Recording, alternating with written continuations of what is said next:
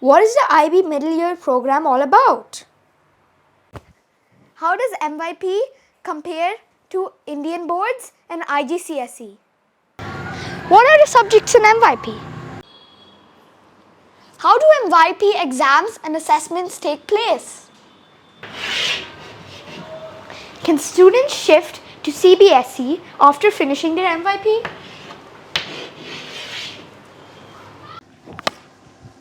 Is the middle years program easy or challenging?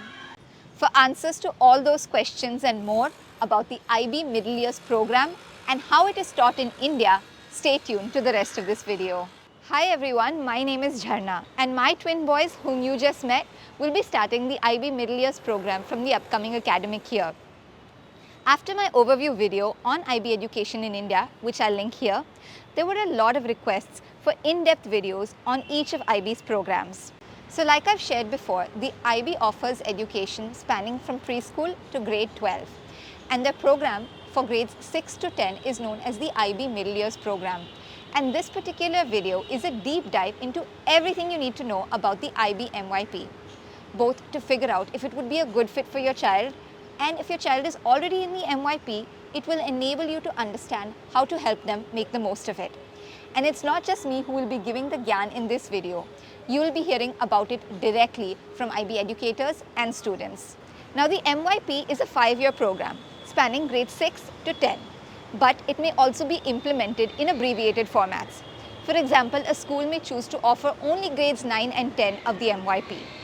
After completing the MYP, students are well prepared to undertake either the IB Diploma program, known as the IBDP, or the career-related program, known as the CP, which are both offered by the International Baccalaureate to students of grades 11 and 12.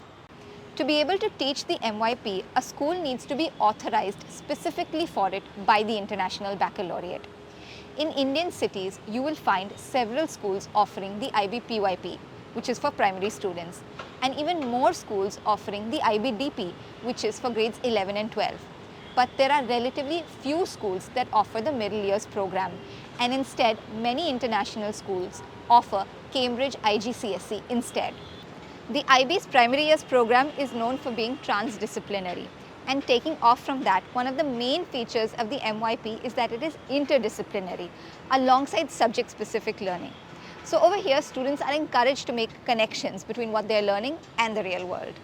Now the goal of the MYP is to develop empathetic, creative and reflective young individuals who have the skill set to inquire into any issue, be it local, national or global. In my earlier video, I spoke about how the IB does not provide a fixed curriculum or syllabus, and instead it provides a framework and guidelines to all authorized IB World schools. As part of this framework, the MYP has 8 different subject groups.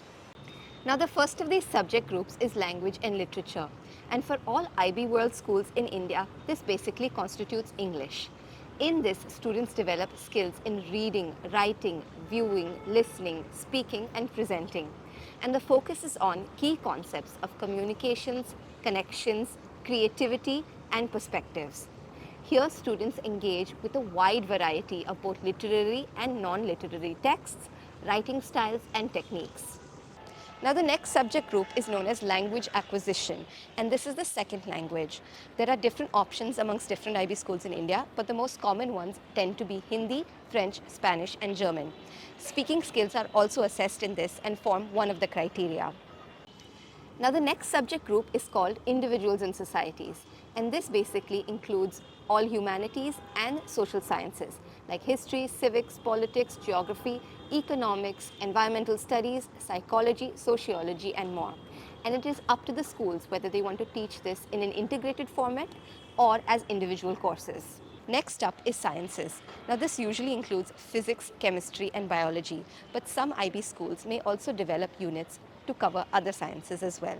Students may choose to study these in an integrated format or any one of them specifically. Now the science courses are designed in a way to foster critical thinking and creativity. Mathematics as a subject group includes algebra, geometry, trigonometry, statistics and probability. In grades 9 and 10, students have the option whether to opt for standard mathematics or extended maths. Now after this comes the 3 portfolio subjects, which are arts, design and PHE. PHE stands for physical and health education. All 3 of these portfolio subjects follow a cycle. You have to follow a cycle. So first identifying a problem, then having a solution, brainstorming, having a solution, making your product, positioning your product in the market. That will be, with the design part, not in VA but in design. But yes, you can also do market penetration with VA also. If your painting has come out very well, what next you would like to do. Doing all those, following your SMART goal, and then analyzing the product and writing your report, giving your understanding about the product, giving your small curatorial notes to understand about it. So this is how portfolio works. Arts as a subject group includes visual art, dance, music, media and theatre. Now, options from amongst all of these will vary from school to school, and likewise some schools may teach a combination of these or in rotation, whereas others may focus only on an individual discipline. From amongst these, visual art is the one that is most commonly offered in IB schools in India. So art or design or PHE for that matter, all of these are taught as subjects and not just skill into that particular subject. So it starts with investigation. When you have to create a piece for yourself, there is so much around you that is going to inspire you. But you have to think about what is it that inspires me truly. So there's a lot of investigation. Investigation is the research part, where they study the work of artists from the past, how and why did they do it, what is the kind of artistic intention that they had to do that work. They bring together that as their research. Once that research is done, you experiment with various media, experiment with colors, strokes, what not do you experiment. And when I talk of various media, it may again not be drawing and painting. There are children who would just want to do photography there. There are children who would just want to bring in some digital art there. So IB gives you all that flexibility, what mixed and multimedia that you want to bring in. They experiment. So the second phase is all about experiment. The third becomes the creating the final product. Once you've experimented with various media and have had various techniques that you've brought in, you then create your final piece. Again, before creating the final piece, you must have an intention to create it. So that is called their artistic intention. They come up with their intention, create their final piece, and towards the last step, they evaluate it. So we actually had to make a 30-page document for art, and that was about like researching about, you have to choose a certain topic according to the theme of that year. So our theme that year was globalization and sustainability. So we kind of chose a topic, everyone chose a different topic, where we researched about that, and then we started doing various explorations with different materials, trying to find which one would be suited for our final project. So we came up with 2 final projects. I made a painting collage and a sculpture, and after that was done, we had to get it evaluated where in terms of the principles and elements of art. Physical and health education focuses on both learning about and learning through physical activity. It could be related to sports, exercise, fitness, movement, any aspect of these. Talk about PHE. In PHE, you would have the system of coach and client. So suppose you are very good at basketball or swimming or any other game of your choice, but then at the same time you are learning and you are also coaching the other one. So you are a coach and a client. Okay. So like we two are learning, so I am learning from you and you are learning from me. Now, design largely focuses on digital and product design, but it also extends to other areas like fashion design, architecture and interior design, carpentry design, engineering and mechanical design, culinary design as well. Now, here students are encouraged to use practical and creative skills to solve actual design problems. So we had found the problem of many birds getting endangered and extinct due to many human activities such as deforestation, urbanization, etc. And because of this, many trees are getting cut down and the birds are not having a proper place to stay. So we had to find out a solution and create a product based on that. So what product we had created was a birdhouse. So each person had developed their own product and whatever own advantages they wanted for the birds to have. So like suppose me, I had created a ventilation mesh for the birds so that they can have proper air around, and then I had also created a proper pipe below the birdhouse so that like it does not get flooded and all the water it drains out easily. The MYP requires a minimum of 50 hours of teaching time for each of these 3 portfolio subjects from grades 6 to 8, which is MYP 1, 2 and 3. Now schools may choose to teach all 3 of these portfolio subjects simultaneously, or they may break it up into terms and have students focus on one particular portfolio subject per term. And in grades 9 and 10, which is MYP 4 and 5, students have the ability to choose one of these portfolio subjects. So they can opt for arts, design or PHE. Apart from these, there is what is known as the interdisciplinary unit or the IDU.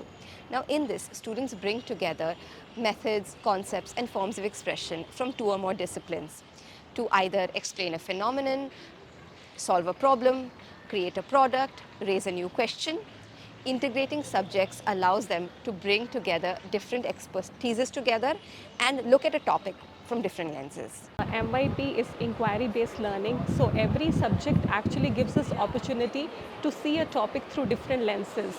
So same way, interdisciplinary understanding also allows learners to identify an issue and look that issue under the lenses of different subjects. So in my year, I would say it was math and science, and we looked at electric cars. Electric cars, we learned about like batteries and fuel cells. And in the math perspective, we learned about statistics because electric cars was something that was growing rapidly at that time and even now. So it was like a more statistical perspective we had.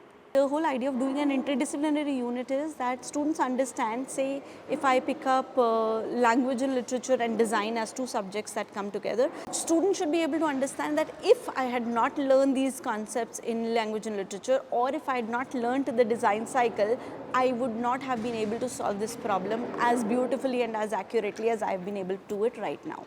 So that is the crux of doing an interdisciplinary unit, that they understand that subjects go hand in hand. In AM2, we were having this specific unit that was dealing with what impact actually we can make on world by giving some sustainable products.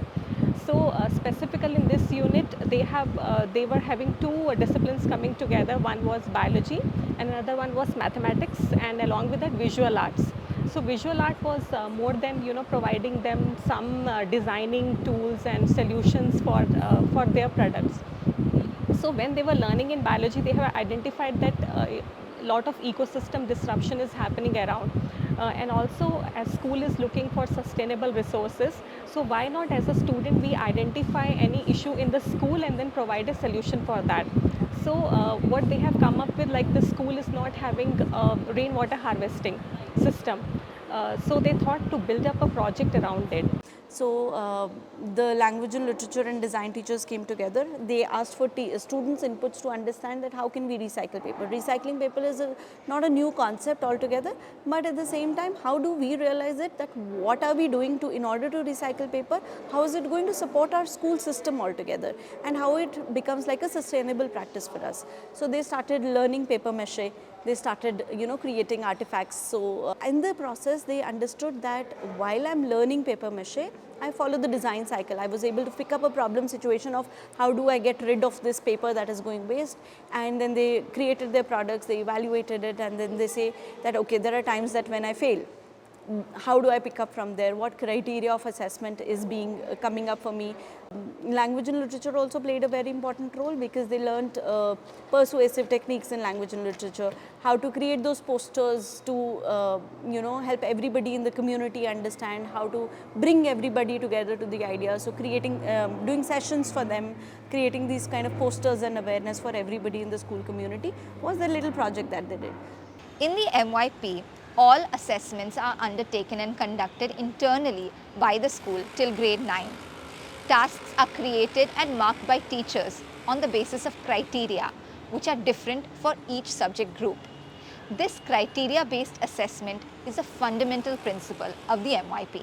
When you talk about the criteria-based assessments, typically in MYP, every subject has 4 criteria, right? So in science, criteria A is about knowledge and understanding. That means you just have to know the content, like more of the what questions or define something or describe something, things like that. Then you have B, which is about designing, which means you have to design an experiment. So right in MYP itself, you start getting into that, okay, do I understand what is a research question? Can I frame a research question? Can I understand what are the variables involved in an experiment? Can I actually, without doing the experiment necessarily, but can I lay out the method for how I will, use one variable to test for what the other variable does or how it changes or things like that. And C is about data collection and analyzing data, and D is about reflecting in science. Okay, now how would that compare? So these are 4 criteria, let's say in science, where you are not just learning the content. Yes, you need the content, that is your base, but you have to be able to apply that to an experimental situation, correct? You have to be able to recognize that, okay, this is the data I got from my experiment. Now, is this data valid or not? Does it support my hypothesis or not? Things like that. And finally, you have to also reflect on whether this kind of data or experiment or any kind of theory or law that we have come up with, how is it actually applied in a real world scenario? Criterion based assessment is something that helps a child by himself to identify that what is my area of improvement, where am I lacking at this point of time, what other steps can I take to move to the next levels also. So every subject in the MYP has 4 different criteria on which the students are assessed. This helps them, teachers also, to identify where is it, if it is a whole class thing that I am able to identify in a particular subject that the children need to work on, I can change my teaching learning methodology accordingly. Criteria-based assessment ensures that students are judged based on their learning, their knowledge and overall experience about the topic instead of just compared with their peers. So when I talk of mathematics, there is a criterion of knowing and understanding, which deals with simply understanding the concepts like, say, knowing how to solve linear equations. Now, when we move to the criterion B, which is investigating patterns, so there are patterns everywhere around in real life. How do you come to generalizations? How do you interpret the meaning of why these patterns are formed, and what is the inference that you can make out of it, is something that is in this criterion. Then the third criterion talks about communicating using the right mathematical language, because most of the time subjects like these, maths is a science, right? So there is a lot of justification that you must bring into something that you're writing and putting down on paper. So that comes through your criterion C, and D is more about application in real life situations. For math, I remember it was quite difficult because math is very objective, but in the criteria there was also like very subjective marking techniques too. So with a lot of practice and understanding the criteria properly, I got to get that better. Yeah. Now at the end of MYP Year 5, which in other words is grade 10, the IB offers optional eAssessments which lead to the MYP Certificate. This has course results for each different subject group.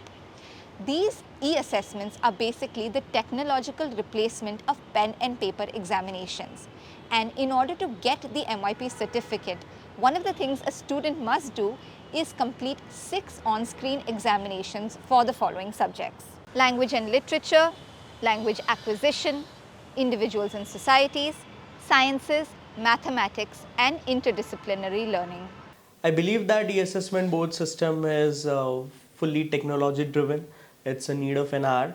Here, in all the subjects, students apply their real world knowledge, critical thinking application, so they can connect with the actual issues which prevail in the world. So this is quite interesting assessment pattern.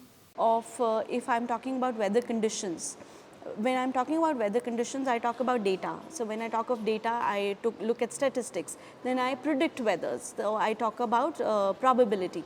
So I have to bring probability and statistics together to be able to understand the weather. One basic example, right? In such situations, all pen and paper tests are not able to support that kind of things. So eAssessments have been very beautifully created to ensure that we get videos, simulations, make it more interactive and more real life for the students. So an assessment doesn't actually look like an assessment, but it looks like solving a real life problem for themselves. So we thought it'd be very convenient to have everything on everything digitalized, but for some subjects such as math or French, it's not just typing, there were a lot of symbols and a lot of other technical things that you have to do. So in subjects like that, we had to learn more technological skills. For example, in math, there was a specific software that helps you type symbols, and we had to be more proficient with that, and that's what we practiced throughout the year. But although those tiny inconveniences, it was still like a pretty smooth experience, and I think it also helped me not only gain knowledge from actually studying for the subjects, but also just having a different and unique experience on how assessment can be done in a digital way. Like Devanshi, many MYP students may find adjusting to IB's eAssessments a bit challenging at first because it's so different from your typical pen and paper setup. Sparkl is a platform that I came across which provides IB students help and support to decode the format, practice on-screen assessment questions, and build confidence. Sparkl not only provides tutoring for IB in subjects such as math, science, and English, but also brings IB-style e-assessment to life with interactive exam format questions integrated into their live classes. Sparkl's platform lets MYP students practice in a setting that looks and feels like the real MYP 5 on-screen exam. Instant feedback and live teacher support help students prepare for e-assessments with confidence. Sparkl's classes aren't just about acing exams. Their certified tutors go beyond academics, nurturing mental well-being alongside academic excellence.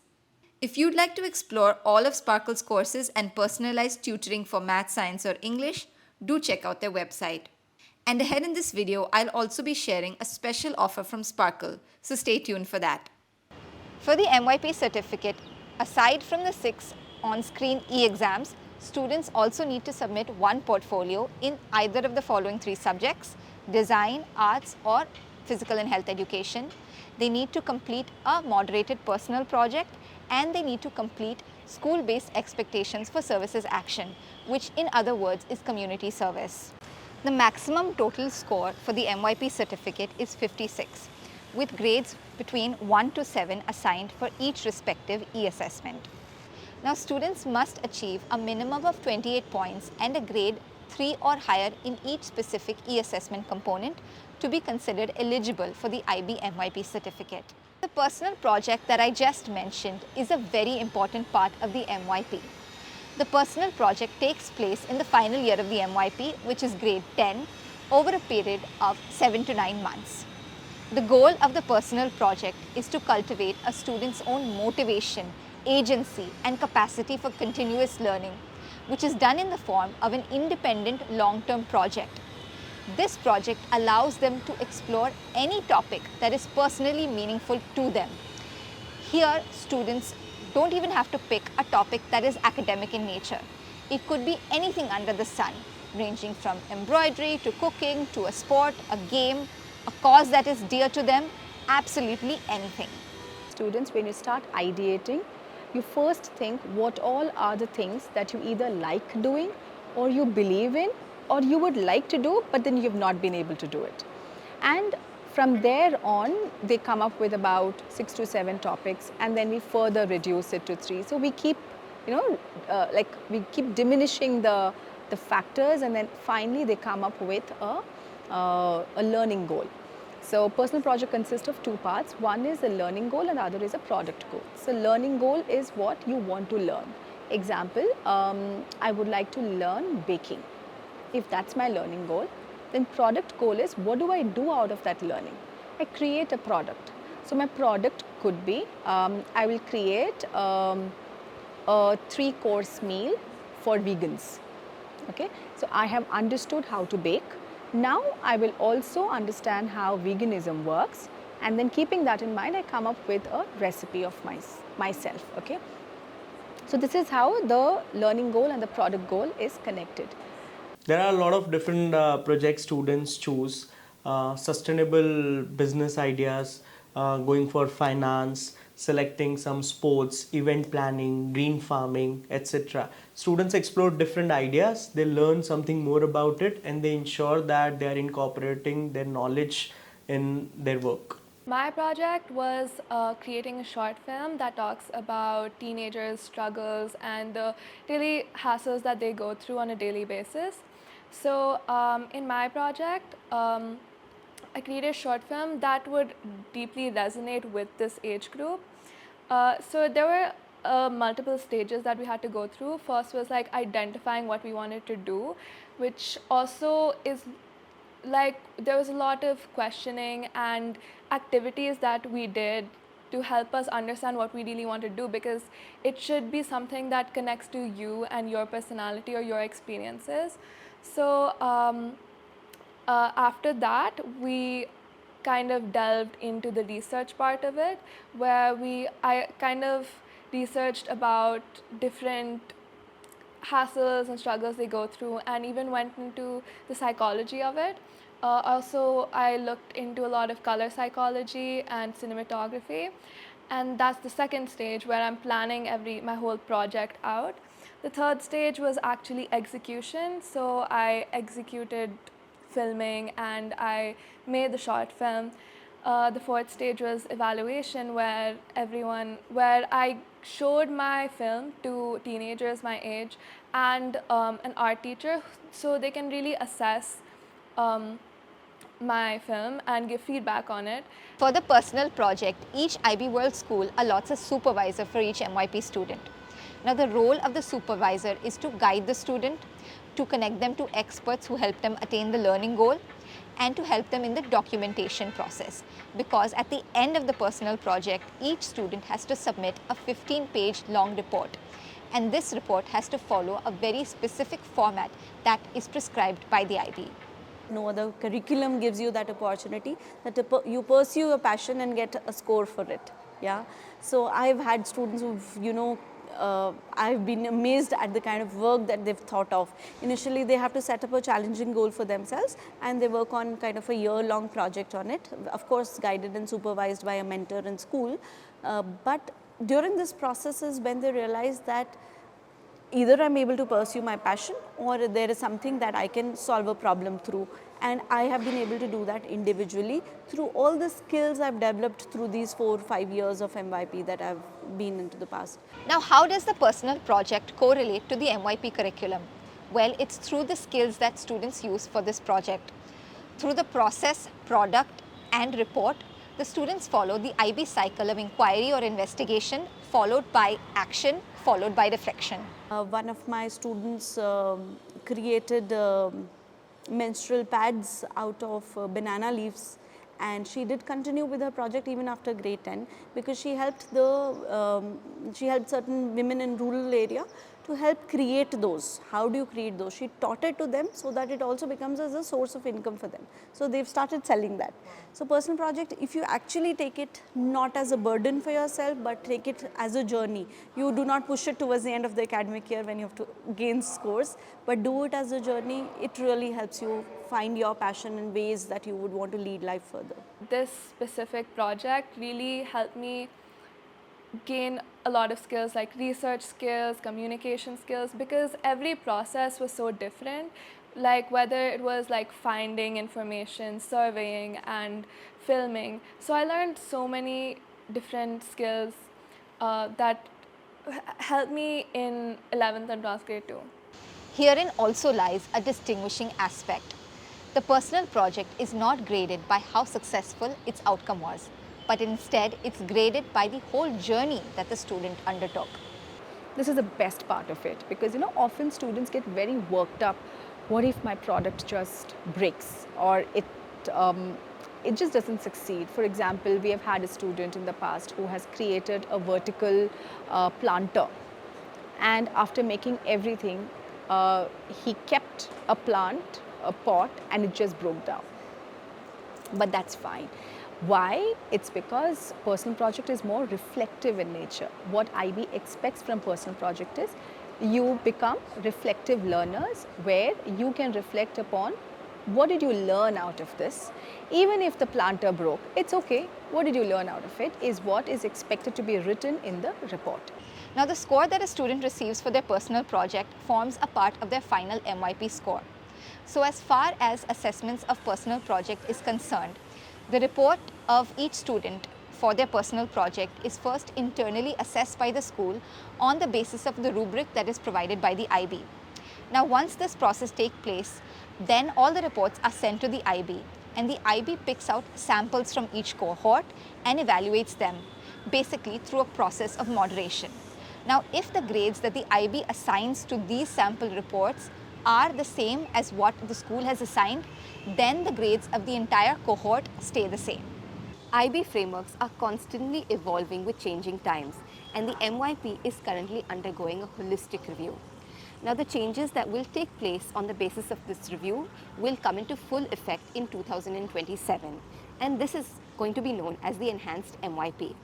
Now, the goal of the Enhanced MYP is to make the program easier for educators, more flexible for schools, and better for learners. The proposed changes are currently undergoing a beta trial, and these changes focus on unit planning. Now, in the IB, a unit refers to a period of study that concludes with a summative assessment. So that basically covers an outline of what the MYP is all about. But that's not all that there is to it. Indian parents often have specific doubts and questions about the MYP, and now we'll address some of those. The most common question that Indian parents have is, how is the MYP different from Indian boards like the CBSE and ICSE and an international board like Cambridge? Indian boards like the CBSE, the ICSE and other state boards all have a strong focus on exams and rote learning, to the extent that a student's entire academic journey is assessed on how well they score in the grade 10 and 12 final examinations. All of these boards have well-defined syllabuses, and students are expected to memorize the content and recall it during the exam. This is one major difference between Indian boards and the MYP. The MYP expects higher order thinking from its students. It emphasizes inquiry-based learning, holistic personality development, critical thinking, and community service. And all of this also reflects in their gradings and assessments. One bad day will not break an MYP student's final result. Now, how does this compare to a curriculum in CBSE, let's say science in CBSE at grade 9 or 10 level? I feel there it's a little more isolated in the sense that, yes, you learn the content, you learn the question answers, you may go to a lab, you may do an experiment, you may write out a lab procedure, but beyond that, what is the connect? They lose the connection there is what I feel. Whereas here, because you're going through this in stages like this, where you're taking the knowledge you have and you're actually applying it to a practical scenario in the lab maybe and a practical real world scenario, that's where your conceptual knowledge actually increases. Skill learning is a part, it is a component of IB learning. It is not something that you can keep aside and then learn explicitly always. It is ingrained into our curriculum itself. Moreover, the kind of interdisciplinary aspect that comes into the MYP is something that prepares them for unknown and unfamiliar situations later in life. As I said, content is right available at a click. Most of the other boards do have textbooks and have content that is right there, and assessments are based on whatever is in your textbook. IB takes us beyond that because IB gives us a framework of the curriculum. It is up to a school how we design our curriculum, starting from alignment to the diploma program, which is grade 11 and 12, and working backward, moving up to the primary years program, which is grade 1 to 5. So, okay, so I will connect you with the French Revolution, because even CBSE has French Revolution topic there in grade 9. And so here we are not telling you that, we are going to teach you French Revolution only exactly. But we are telling you to analyze what is the outcome of those revolutions. What do you mean by Renaissance in the historical moment or the period? So here what you do, you analyze the text. You get a text, you get a source, you read it and you analyze it. But if I have to compare, I am just telling you, though I don't want to compare any board, but if you have to compare, and if you are studying a French Revolution, what you do? I just want to ask you. You get the dates, you get the facts, you read the article, and you get a question out. on that, that what did Henry did or what was this, yes. So this is what happens there. But here we are giving you variety of text on those historical articles, and then you are analyzing the source, and then you are answering it. Unlike Indian boards, the MYP does not have a subject-specific approach. Rather, it encourages students to have an interdisciplinary mindset where they learn to make connections. There's a lot of boards in India, and a lot of them are very different from each other. But in IB, what happens is like, it's not only about the knowledge you learn, that's in every board. Like every curriculum will give you knowledge, the objective knowledge. But in IB, you're also learning a lot of skills.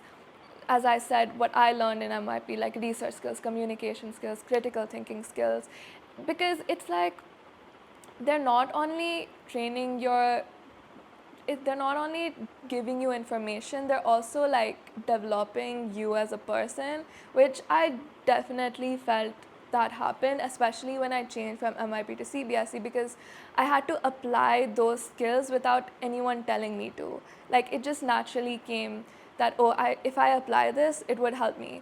So I feel like getting those skills is beneficial in every field.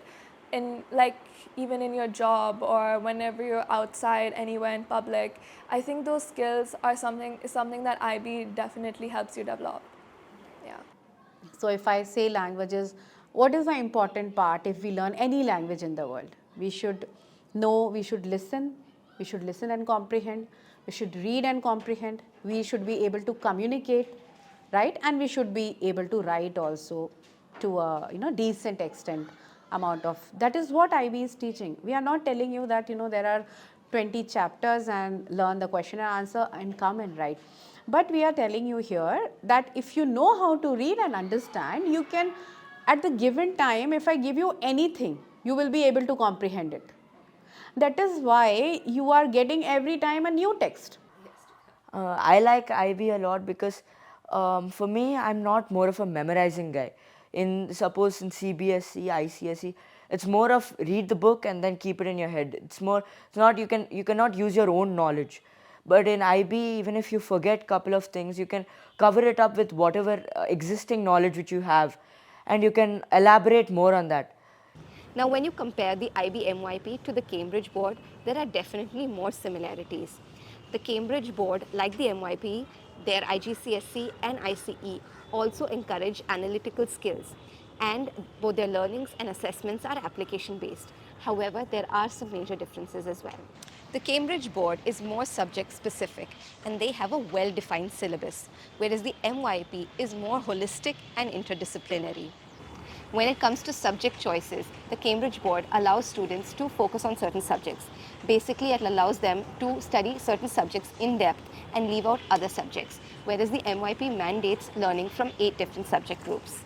So in a sense, the MYP is more broad and concept driven, whereas the Cambridge board allows students to master specific subjects in an academic approach.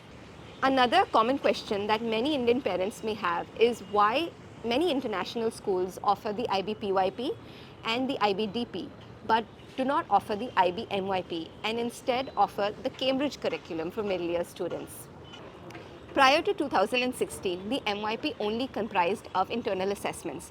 There was no formal exam or assessment for students conducted by the IB at the end of grade 10. And there was a strong emphasis on the personal project even then. And for most Indian parents, this was completely unacceptable. Indian parents want something tangible by which they can benchmark their child's learning and performance. So it is for that reason that most international schools that were constructed by then decided to opt for the Cambridge curriculum for the middle years. And the Cambridge board offers very well-defined external exams, and after which students are awarded the IGCSE or the ICE.